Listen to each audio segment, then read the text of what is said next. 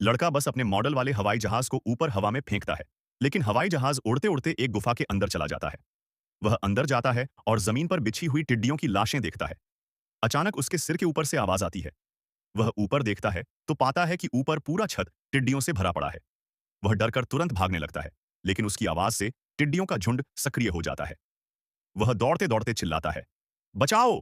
माँ उसकी चीख सुनकर उसकी तरफ दौड़ती है और ऊपर उड़ती भयानक टिड्डियों की भीड़ देखकर सन्न रह जाती है। वह जल्दी से बेटे को कार में बैठा लेती है, लेकिन पिता को कुछ समझ नहीं आता और टिड्डियों का झुंड सीधे उस पर टूट पड़ता है और कुछ ही सेकंड में उसे छट कर जाता है। माँ अपने पति की चीखें सुनकर उसे बचाने चाहती है, पर अगले ही पल टिड्डियों का झुंड उसे भी घेर लेता है। लड़का डर के मारे कार की खिड़की पीटने लगता है, लेकिन टिड्डियों का झुंड कार पर हमला शुरू कर देता है। वह तुरंत चाबी घुमाकर कार स्टार्ट करता है और वहां से भागने की कोशिश करता है, लेकिन थोड़ी दूर जाते ही कार पेड़ से टकरा जाती है और लड़का बेहोश हो जाता है। टिड्डियों का झुंड कार को चारों ओर से घेर लेता है। कुछ समय बाद एक पुलिस की गाड़ी वहां से गुजरती है। पुलिस वाला सड़क किनारे टक्कर खाई कार को देखता है।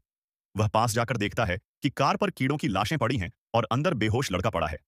वह लाठी से शीशा तोड़कर लड़के को बाहर निकालता है और अपनी गाड़ी में बिठा लेता है। तभी टिड्डियों का झुंड फिर से लौट आता है। पुलिस वाला तुरंत गाड़ी स्टार्ट करता है और टिड्डियों से बचते हुए वहां से निकल जाता है। सरकार को टिड्डियों के इस बड़े झुंड के बारे में पता चलता है तो एक टीम को भेजा जाता है उन्हें खत्म करने के लिए। टीम जैसे ही गुफा में पहुंचती है, ऊपर हजारों की संख्या में टिड्डियां दिखाई देती हैं। उन्हें एक जगह टिड्डियों के बच्चे लार्वा भी मिलते हैं। एक आदमी एक लार्वा उठाकर शोध के लिए ले जाता है और बाकियों को कीटनाशक छिड़कने का आदेश देता है। लेकिन वह देखकर चौंक जाता है कि टिड्डियां खुद ही कीटनाशक पीने लगती हैं। मतलब कीटनाशक उन पर बिल्कुल असर नहीं करता। वह चिल्लाता है, सब लोग पीछे हटो। फिर विशेषज्ञ फ्लेम थ्रोवर आग का छिड़काव इस्तेमाल करने का आदेश देता है। हालांकि कई टिड्डियां जलकर मर जाती हैं, लेकिन उनकी संख्या बढ़ती ही जाती है। आखिरकार टीम के लोग भागने लगते हैं, लेकिन लगभग पूरी टीम मारी जाती है। सिर्फ 2 लोग जीवित बचते हैं। टिड्डियों की संख्या बढ़ती जा रही थी। महिला विशेषज्ञ ने खास दवा इस्तेमाल करने का सुझाव दिया, लेकिन पुरुष वैज्ञानिक ने मना कर दिया क्योंकि वह दवा जमीन को 10 साल तक बंजर बना देती। दोनों में झगड़ा हो जाता है। इस बीच टिड्डियों का झुंड शहर की ओर बढ़ने लगता है।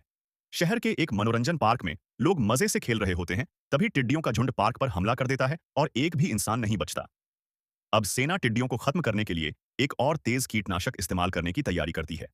दूसरी तरफ सेना सैकड़ों गायों को इकट्ठा करती है ताकि टिड्डियों को वहीं आकर्षित करके हेलीकॉप्टर से कीटनाशक डालकर उन्हें खत्म किया जाए। वैज्ञानिक फोन करके इस योजना को रोकने की कोशिश करता है, लेकिन टिड्डियों के कारण सिग्नल नहीं पहुंच पाता और हेलीकॉप्टर पायलट को खबर नहीं मिलती। जैसे ही हेलीकॉप्टर कीटनाशक छिड़कना शुरू करता है, टिड्डियां हेलीकॉप्टर पर टूट पड़ती है और हेलीकॉप्टर गिरकर फट जाता है। टिड्डियां अब पूरे शहर पर हमला कर देती है, यहां तक कि सेना भी उनसे बच नहीं पाती। शोध केंद्र का मुखिया भागने की कोशिश करता है, लेकिन वह भी टिड्डियों द्वारा मार दिया जाता है। इसी दौरान वैज्ञानिक को पता चलता है कि एक खास सुगंध वाला लुभाने वाला द्रव्य अट्रैक्टेंट टिड्डियों को अपनी ओर खींच सकता है। वह एक विमान में वह द्रव्य लेकर उड़ान भरता है। सेना उसी दौरान प्रयोगशाला केंद्र में बम लगाती है।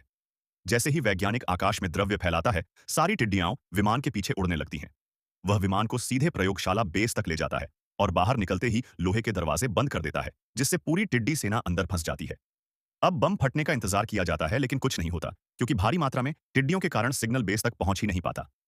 आखिरकार वैज्ञानिक अपनी गलती सुधारने के लिए खुद कार चलाकर बेस के अंदर पहुंच जाता है। टिड्डियां उस पर टूट पड़ती हैं, लेकिन आखिरी क्षण में वह हाथ से बम का मैनुअल बटन दबा देता है। काउंटडाउन खत्म होते ही पूरा बेस आग का समंदर बन जाता है और पूरी टिड्डी सेना खत्म हो जाती है।